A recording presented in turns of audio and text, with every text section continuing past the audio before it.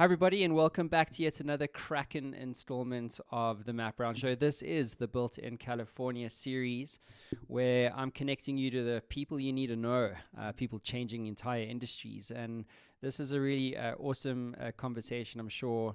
But with us on the line from San Diego, California, is Mr. Garrett, the man, the legend Moore, the founder and CEO of Agorus. Welcome to the show. Matt, thanks so much for having me. It's my pleasure.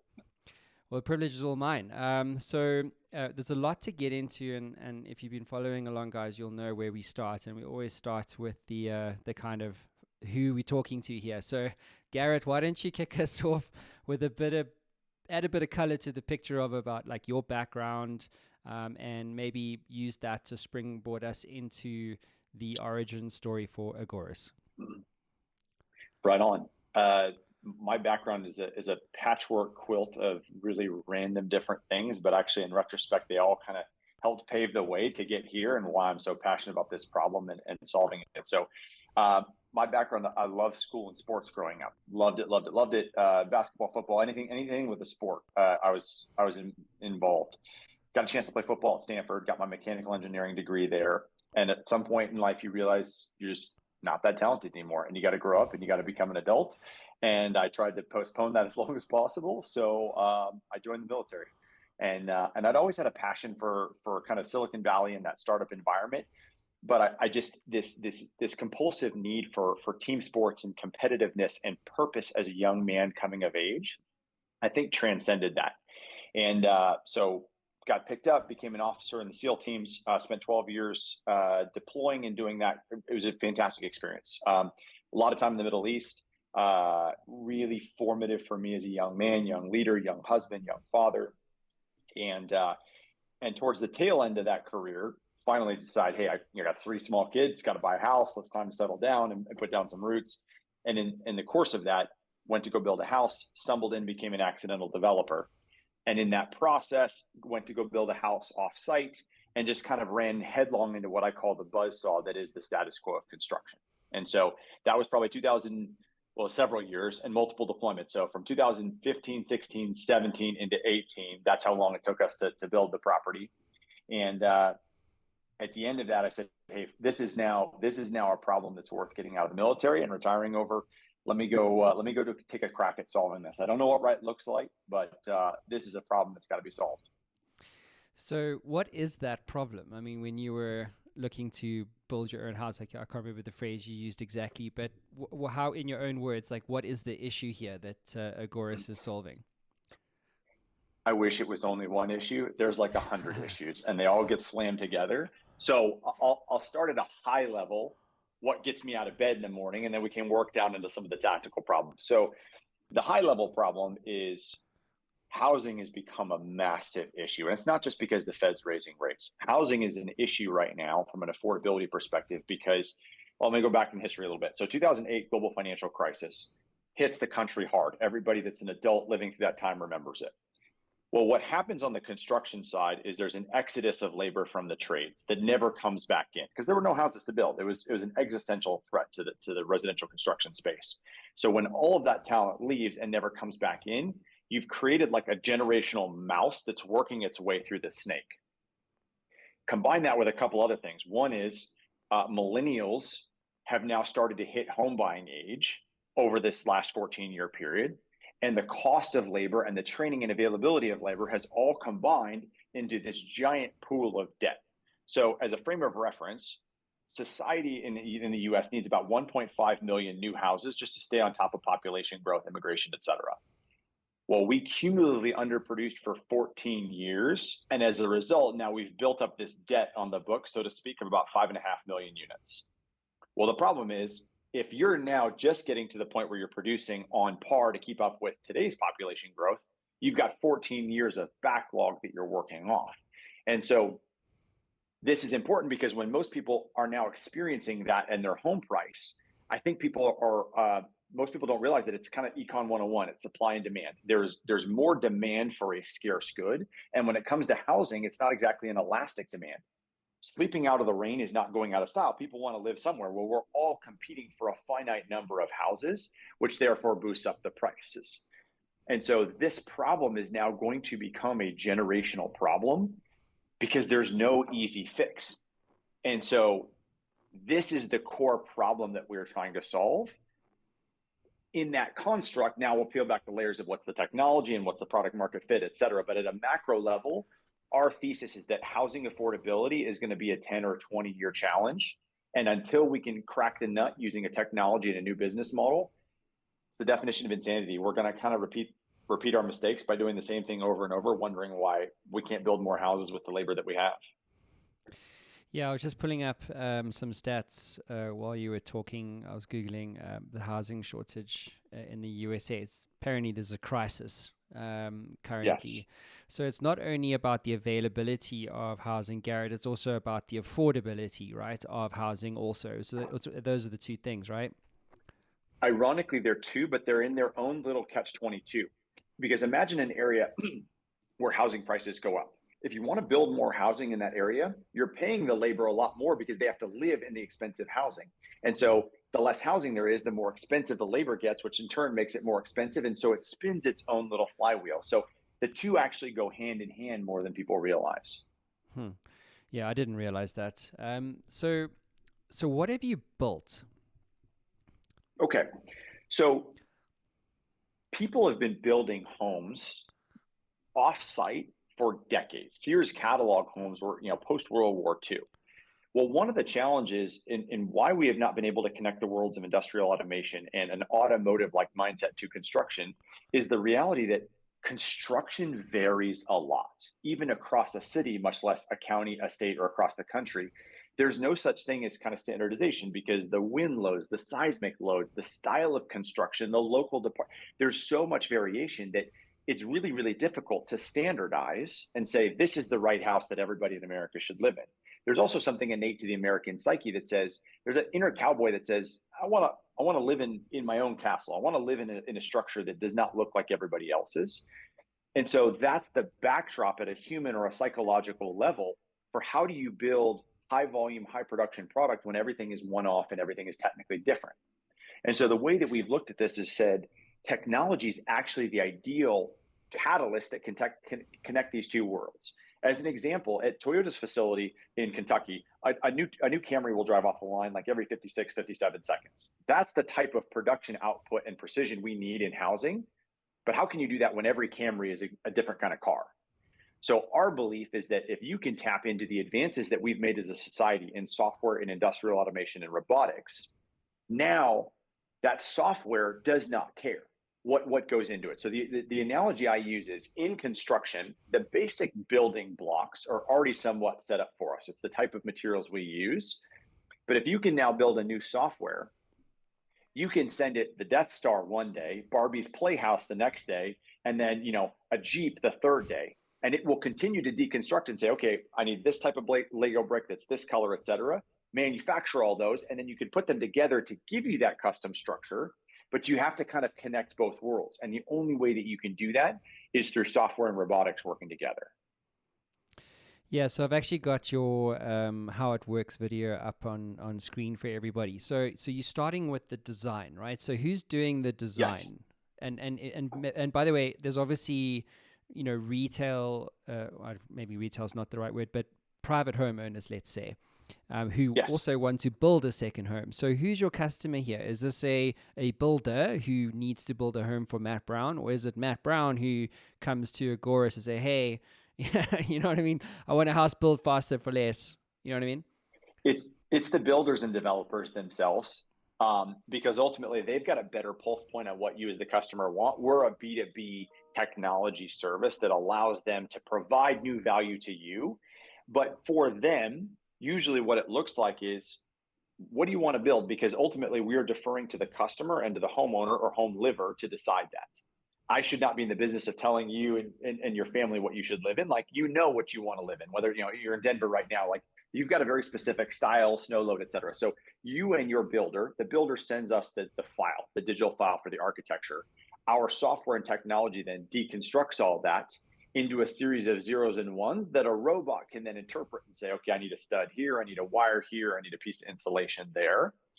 And that's essentially the magic and the secret sauce, because once you've done that, robots can work very, very precisely and quickly. So we can build a home in an 8-hour shift, give or take, depending on the size. But it's all the heavy lifting that the technology's done in advance to tell the dumb robots all the smart instructions. So let's talk about these robots, because like I'm always curious about it. I've chatting to this founder recently. He basically was part of the engineering team that wrote the software for Tesla's self-driving car, and now he's gone into the manufacturing space, different industry entirely, obviously, but he's taking like this, innovative thinking into 125-year-old manufacturing processes, kind of not too dissimilar from 125-year-old the way you've always built houses, and now Absolutely. Here's a robot, you know what I mean? Like, it can do it better. What are these robots? Like, walk us through the technology here, because it seems to me like this is a really important piece of the story. So I'm gonna probably butcher this, because our head of automation comes from Tesla, and he's probably gonna be like, Garrett, you downplayed this way too much. They're so much more capable, et cetera. But I'll give you my take on it. Industrial automation has actually been around for a really long time. And so when you talk about KUKA and FANUC and ABB and all these other international robotic arm suppliers, they've created an electromechanical device that can pivot in 6 axes. Okay, it's an industry agnostic device. It might hold a windshield suction cup holder for a Tesla, or it might hold a nail gun for Agorus. What this thing does is it can go and move itself into a specific location and perform a specific function to a fraction of a millimeter, 24/7, 365 for 10 years, 20 years, with just a little bit of oil. That's the level of advancement that goes into a standard arm. We have not built any standard arms. They're fully off the shelf as is. The magic is in telling these arms what to do and how to do it through what's called an end effector or end of arm tooling. And so you might put a laser welder for an auto body, welding shop in Tesla, but then for us, that might have a nail gun, it might have a saw, it might have a screw gun, it might have a suction cup. And so as you create this symphony of all these different instruments or all these different robots in a line, being fed one set of smart instructions, now they can do a lot of stuff that either human beings can't, or can't do it as fast, or can't do it as safely. And they can do it time and time again, so that the net product produces a very high quality, really accurate home with a significant reduction in labor and a huge uptick in speed. Mm-hmm. So, and in terms of materials, is there any kind of material that you cannot work with when it comes to future fit housing materials? Yes, we have built the company based off of light timber for a couple reasons. One is it generally fits the vast majority of residential construction. So you can build everything from about 5-story apartments down to backyard ADUs out of light timber. You can build skyscrapers. It gets very complex from an engineering perspective, and that's very cutting edge. So let's take that off the table for a second.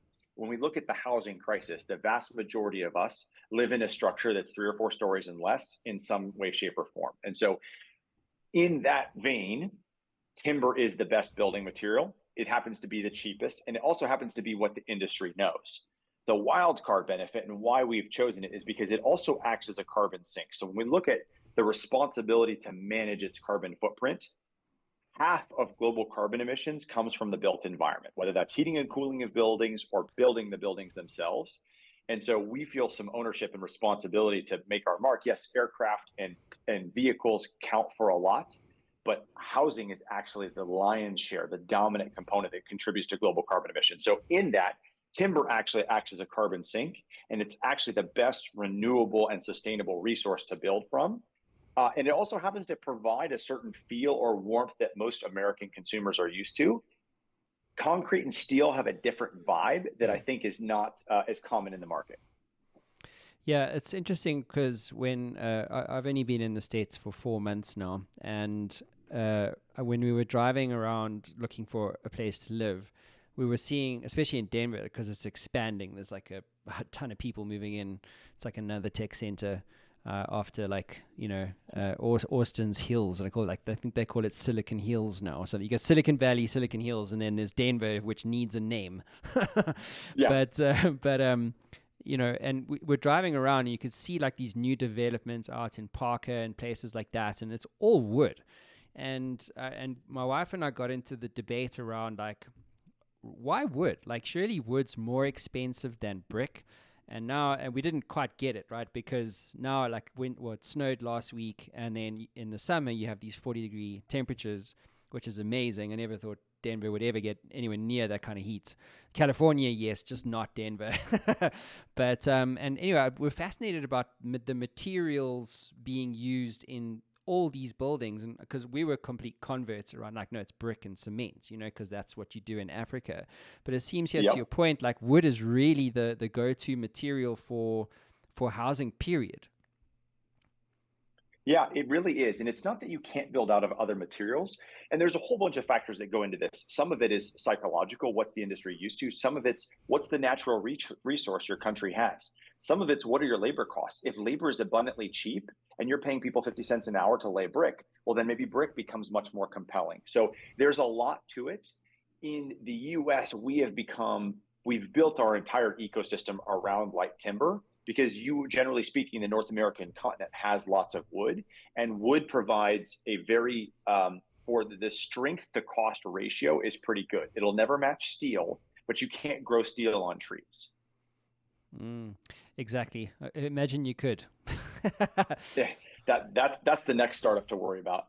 Yeah, exactly. My mom always used to tell me, Matthew, like money doesn't grow on trees. And then I would tell her, yes, Mom, where do you think paper comes from? She used to like, you smart ass, but anyway, we digress. So I love the process. I get it. The materials, the robotic stuff. How long does it take? Like, how fast can you actually build a house? So there's a lot that goes into this. So I'll kind of work from where it should be at maturity, and I'll work backwards to where we are as we grow. In the 1970s, there was a company called Ryan Homes. It has since been bought by NVR, which is a large public builder in the US. Ryan Homes had a unique business model. They built offsite as a series of panels. Now, they didn't have computers and they didn't have robots, but they had a manual shop. And what they did is they ran a really tight, disciplined build process. They were 14 days permits to keys for all of their builds up and down the eastern seaboard. That was in the 70s. So when I say where we're going, it's essentially back to the future, because that's where we need to go. We need to get to the point where a homeowner or a builder or a city can say, we got a housing issue. Let's build homes. Let's get them done in 15 days, 30 days, maybe. That's what can happen when you use offsite technology correctly. Now, fast forward and go backwards from that. There is still a lot of work that has to be done at the job site, but from the offsite component, homes should be built in hours, not days, weeks, or months. And so right now, as a frame of reference, to give you a sense, so we have a factory out here in San Diego. We will put the skeleton of a home together, depending on the size and complexity, in roughly every 8-hour shift. And we've got a long ways to go. We've got plenty of improvement, et cetera, but that's kind of what you can tap into when you start putting software and machinery to use in this problem set. Mm-hmm. What's the hard thing about this, would you say?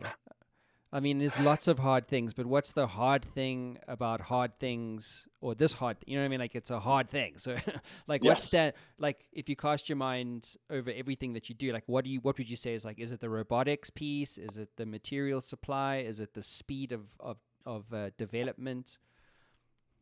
I'm chuckling because it's none of the above, and I'm going to give you a very lame answer. Honestly, software and robots are pretty darn straightforward and easy. The hardest challenge I face is a mindset shift from an industry that is done it a different way.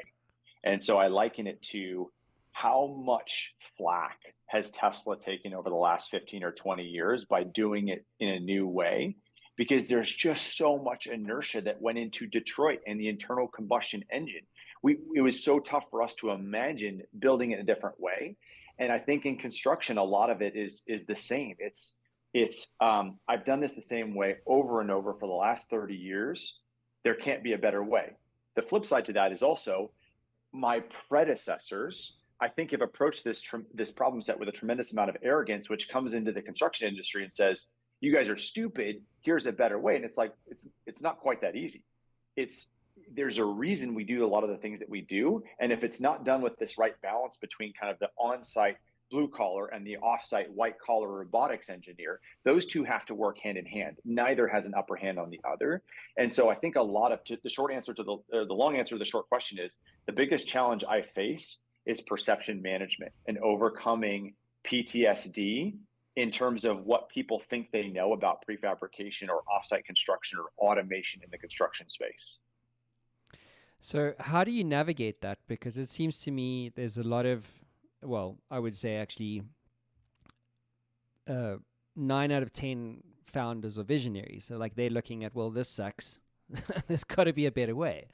And so inevitably what you're doing is in many cases, you're going up against systems that have existed far longer than, many of us have been on this planet, financial services, as an example. But then again, like there's construction, and then within the system, you have a lot of stakeholders that are all in bed with each other, incentivized to scratch each other's backs and to maintain the status quo, because it is, at the end of the day, their livelihoods, right? And then along comes the visionary, and he's like, yo, that's stupid, or there's a better way. Here's what you don't know. We've built this thing and there's a better. And so now you've got this, to your point, like there's this mindset or this friction, right, of the old way and the new way, the old paradigm and the new opportunity. What have you learned about navigating that context as a founder visionary? I think there's three things that I look at. The first is really trying to build a culture inside our team that we have to earn the right to be heard.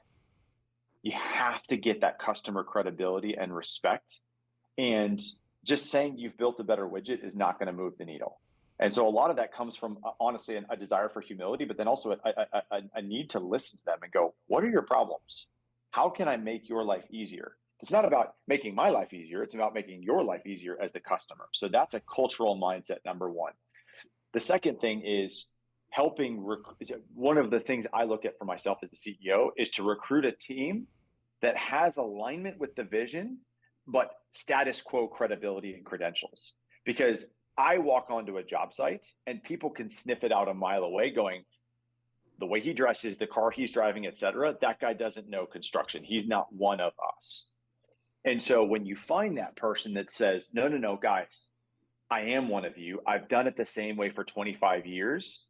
And I've joined this company because this is the better way. And here's why. They can speak to both worlds with a great amount of credibility. And then the third aspect is I fundamentally believe, and I would disagree with any founder that says otherwise, there's a certain amount of luck that goes into launching a company. It has to do with timeline, the time that you do it, what are the political tailwinds, what are the environmental tailwinds. Right now, I happen to see a lot of really good tailwinds because housing is a major issue that's getting political attention at the state and national level. And housing prices are being experienced by everybody. So I think developer willingness to try new technology is at an all-time high because they just can't get the labor at either the quantity, the quality, or the price that they want. And so there's a certain willingness to go, you know what, historically, I might not have tried. If it ain't broke, don't fix it. But now I don't have any other choices. So I am more amenable to trying a new way. Great stuff. And so I just want to change gears for a moment. I was having a look rather at your Crunchbase profile, which I'm going to bring up for everyone. By the way, if anyone from Crunchbase is listening, you need to give me a free license because I keep promoting you guys. So you guys have raised, according to them anyway, just under $30 million to help kind of solve this problem and so forth. And you have this as an ongoing segment because startups are always in a funding cycle of some kind. Maybe not this quarter, but sometime in the near future, you're going to be there. So this round closed recently, evidently, the last one in September. So I was curious to get your experience initially. Like, was it harder than you anticipated, easier than you anticipated, given the market where it is? Yes. So not a knock against Crunchbase. That's not entirely accurate, which is fine. But we went through. It's tough. And fundraising has changed a lot over the last 24 to 36 months because it's just been so dynamic. And so I think as a first-time founder, coming from the military, a lot of this was just trial by error and learning it on the fly.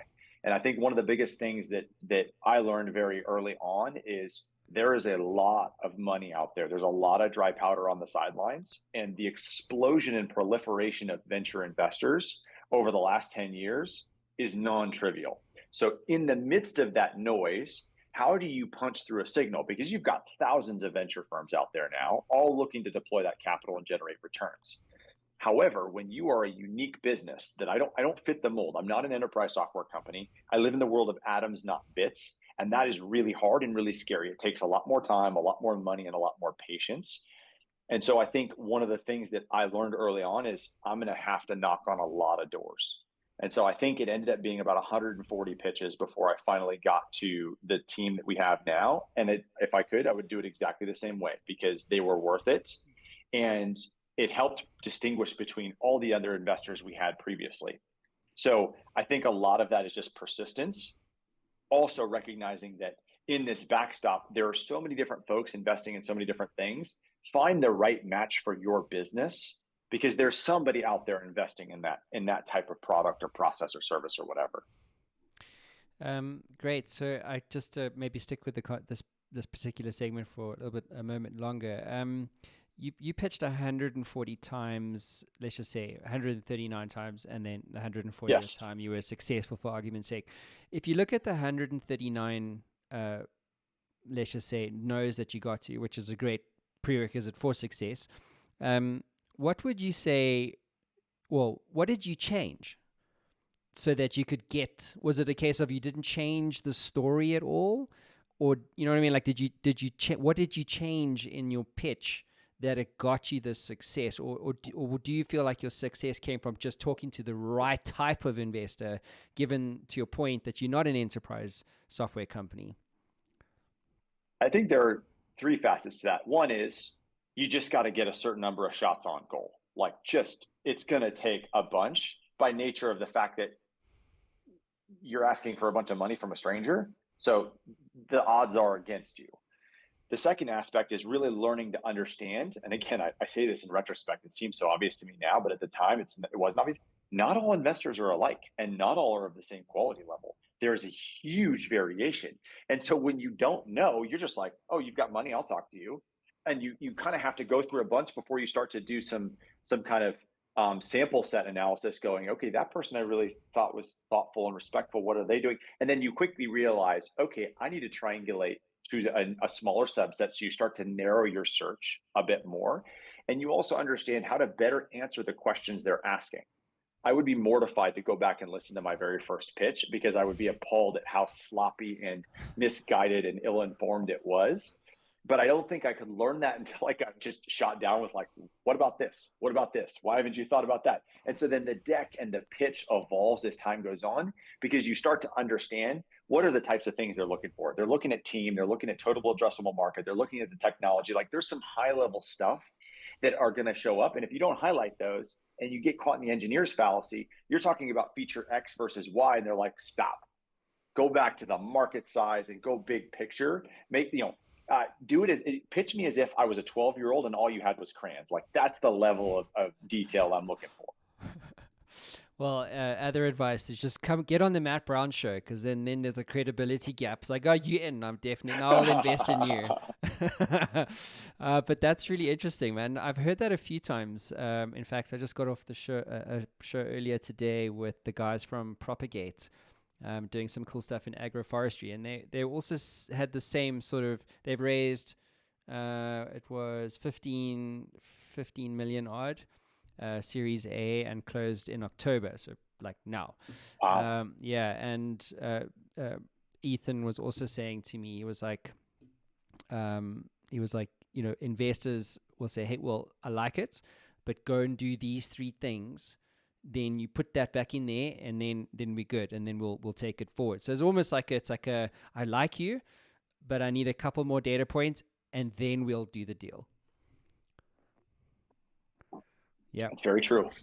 All right, cool. Especially, and I mean, now the challenge is too, like the economy's changed, it's cooling off. And so the investing dynamics, what they're looking for, can change on almost a monthly or quarterly basis based on the overall macroeconomic picture. So it's like you're trying to get shots on goal. Well, not only is the goalie moving, but the goal is moving as well. And the rink size is all changing. It's just like, it's a complex process that makes you walk and chew gum at the same time. So how do you decide how much to raise? Because with something like you, it's almost like, well, because you are different, you know what I mean? Like the unit economics are quite it's an interesting puzzle to try and solve, isn't it?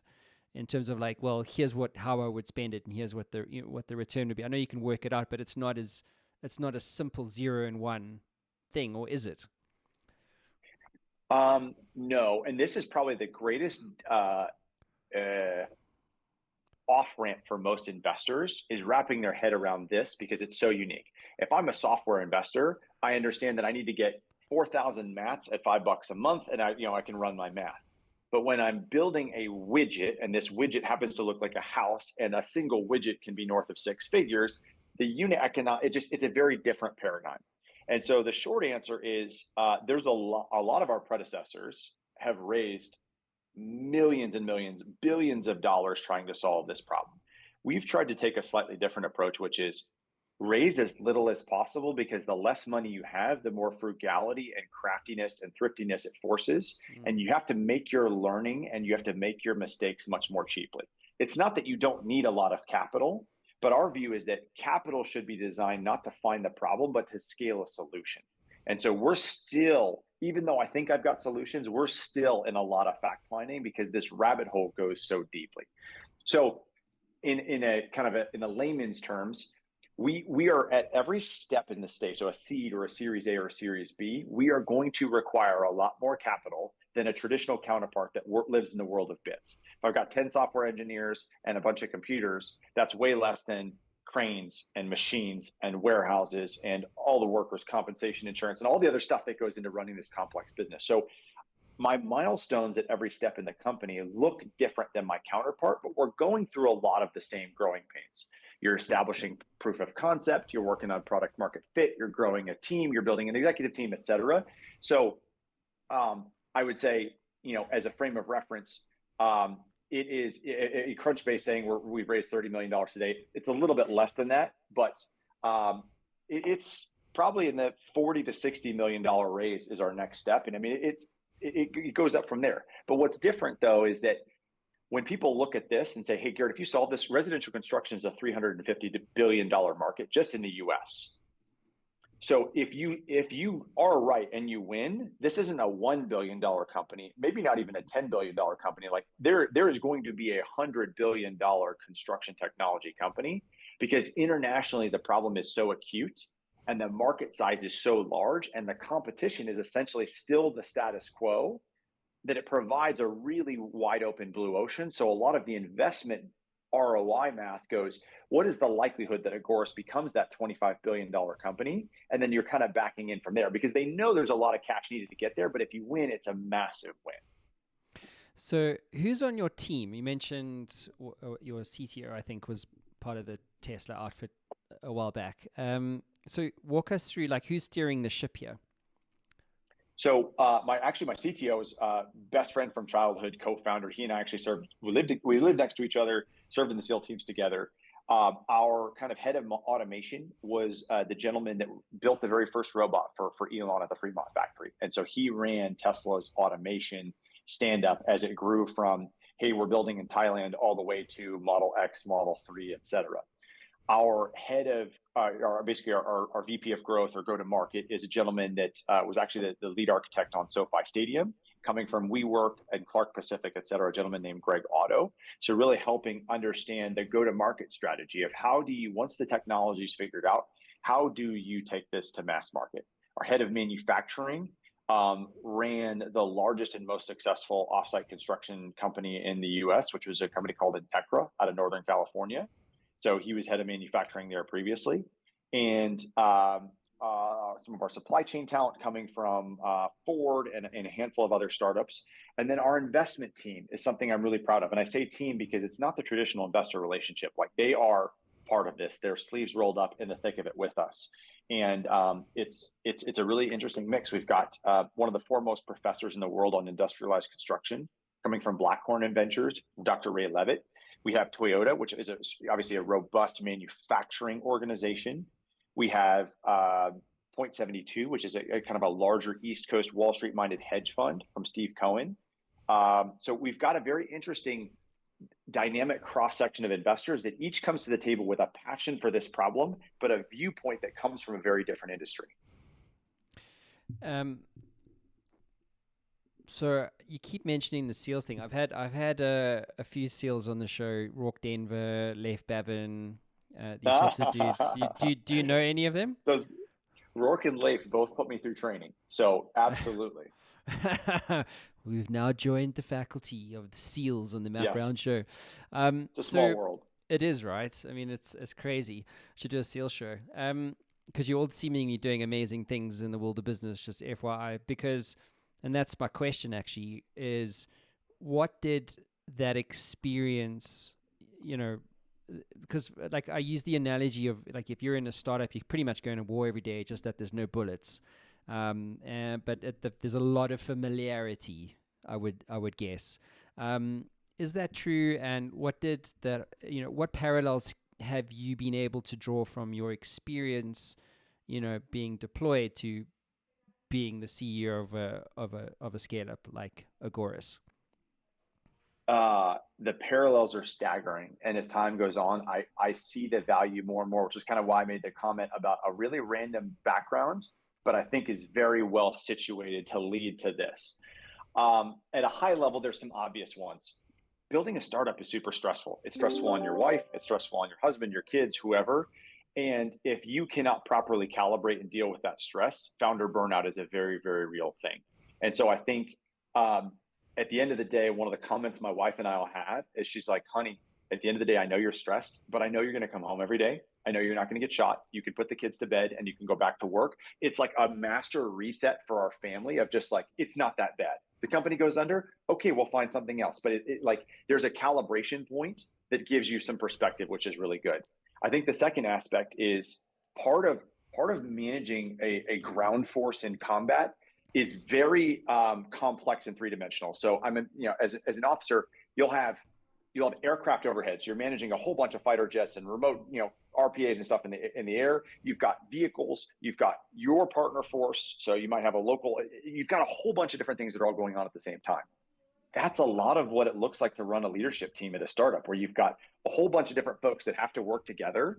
And yes, there can be personal rubs, et cetera, but you're trying to take all these different assets and deploy them for a common mission, keeping them safe, making sure they're deconflicted, and getting everybody back safely. And that process of being the master conductor behind the scenes, I think has paid huge dividends in trying to help understand how to solve the complexity that is a construction startup.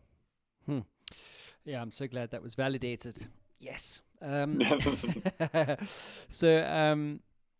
Garrett, just to maybe ask have a bit of fun with you actually is where I want to start. But so if I gave you the keys to the Matt Brown Show time machine and I asked you to go back to day one of this whole thing, like you're like, yo, I'm going to go there. And you think about all the things that you achieved, raising the money, getting the right team, getting like product market fit, blah, blah. What advice would you give yourself on day one if you could go back in time about building Agorus?